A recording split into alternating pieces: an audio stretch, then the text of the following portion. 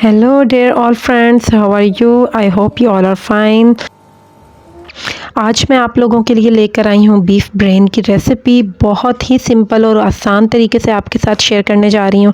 और ख़ास तौर पे जो इसका एक अहम मरहला होता है कि इसको हमने साफ़ कैसे करना है, फुल गाइड करूँगी, मुकम्मल डिटेल से ओरिजिनल तरीका बताऊँगी आपको, जिससे इसकी बिल्कुल भी ग़िज़ाइयत भी ज़ाया नहीं होगी और इसको साफ़ करना इतना आसान हो जाएगा कि बस झटपट वाला सीन होगा। इससे पहले हम रेसिपी स्टार्ट करें, अगर आपने मेरे चैनल को सब्सक्राइब नहीं किया तो इसे सब्सक्राइब कर लीजिए, बेल आइकॉन को प्रेस कर लीजिए और वीडियो में एंड तक बने रहिएगा ताकि कोई भी पार्ट स्किप ना हो। जी, सबसे पहले ले लिए हमने एक काऊ का ब्रेन और इसको हमने सादे पानी से वॉश कर लिए। अब हम इसको बाकायदा ठीक तरीके से मैं आपको बताऊंगी कि किस तरह से वॉश किया जाता है, जिससे इसकी सारी ये रगें वगैरह जो इसके ऊपर ये रेड रेड सी हो रही हैं ये आराम से निकल जाएँ।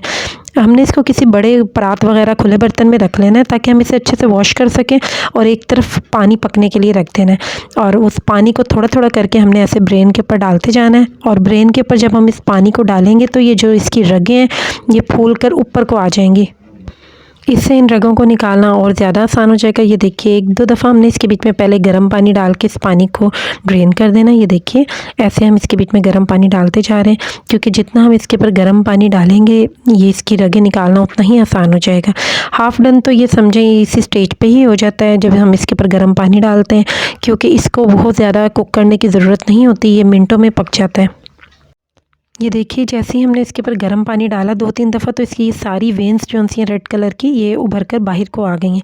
अब हम इनको इजीली रिमूव कर देंगे और क्योंकि ये खाने में अच्छी नहीं लगती, ये जब पकती हैं तो फिर ये हार्ड ही रहती हैं, तो इसकी वजह से इसका टेस्ट हमें ज़्यादा अच्छा नहीं लगता।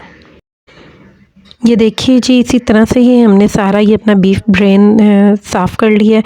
सारी रगें इसमें से निकाल लेंगे और इसके ऊपर गर्म पानी डालने से ही इसकी ये सारी रगें इजीली निकल जाती हैं। एक तो इसकी एक ख़ास टिप ये है कि आपने फ्रेश ब्रेन लेना है, कभी भी पड़ा हुआ बासी ब्रेन नहीं लेना। ये देखिए, इस तरह से इसकी रगें निकालना फिर इतना आ जाएगा आपको। बासी ब्रेन में भी ज़रा ऐसा होता है कि रगें निकालना थोड़ा मुश्किल हो जाता है। ये देखिए, हमने इसको दोबारा से गर्म पानी में से निकाल लिया और इसको एक स्ट्रेनर में साइड में रख दिए। अब आ जाते हैं हम इसके मेन इंग्रेडिएंट्स की तरफ कि इसमें क्या क्या डलेगा। बहुत ज़्यादा स्पाइसेस नहीं जाते।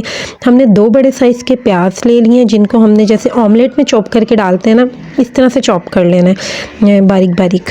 और इसके बाद ले लिए जी हमने 3 अदद बड़े साइज़ की हरी मिर्चें थी, ये लंबी लंबी। अगर आपके पास छोटी हरी मिर्चें तो 4 ले लीजिए और इनको भी हमने नॉर्मल तरीके से कट कर लिए।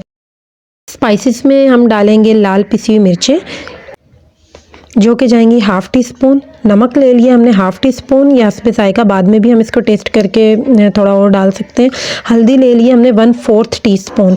इसके अलावा पिसा हुआ गरम मसाला है वो भी है हाफ़ टी स्पून। और साबित गरम मसाले में जो हमने चीज़ें ली हैं वो भी मैं आपको बता देती हूँ। इसमें है ये जो सफ़ेद ज़ीरा आपको दिख रहा है ये है हाफ़ टी स्पून। इसके अलावा एक दालचीनी का टुकड़ा है, 6 अदद दाने काली मिर्चों के हैं और एक बड़ी इलायची है। इसके अलावा 5 अदद तकरीबन इसके बीच में लौंगे हैं। और इसमें हम डालेंगे कुटी हुई काली मिर्चें भी जो कि मैंने कूट के रखी हैं, वो है हाफ़ टी स्पून। आपने इनको फ्रेश कूट लेना है, इससे इनका फ्लेवर और ज़्यादा मज़े का आता है। बस जस्ट इन्हीं इंग्रेडिएंट्स में हम अपने ये रेसिपी रेडी करेंगे। एक हमने ले ली है पतीली जिसके बीच में हम ये बनाने जा रहे हैं अपनी रेसिपी। इसको हम कर लेंगे मीडियम फ्लेम पे गरम और इसके बीच में हमने डाल लिया ऑयल। ऑयल आप थोड़ा सा ज़्यादा डालेंगे क्योंकि जब हम इसको कुक करते हैं ब्रेन को तो ऑयल साइडों में आना चाहिए।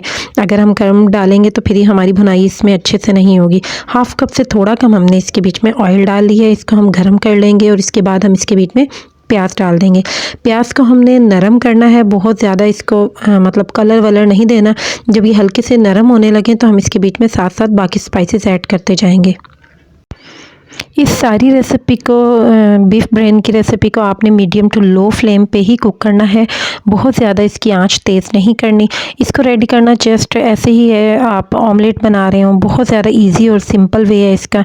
और सिर्फ इसमें एक जो काम अहम होता है वो होता है इसकी सफाई करना शुरू में।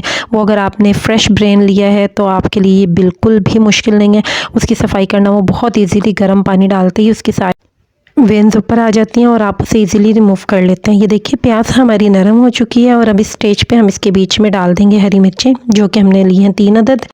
और इसके साथ ही हम इसके बीच में साबित गरम मसाला भी ऐड कर देंगे, ताकि हरी मिर्चों को और साबित गरम मसाले को हम साथ ही प्याज के फ्राई कर लें। इससे इसका फ्लेवर बहुत अच्छा आता है।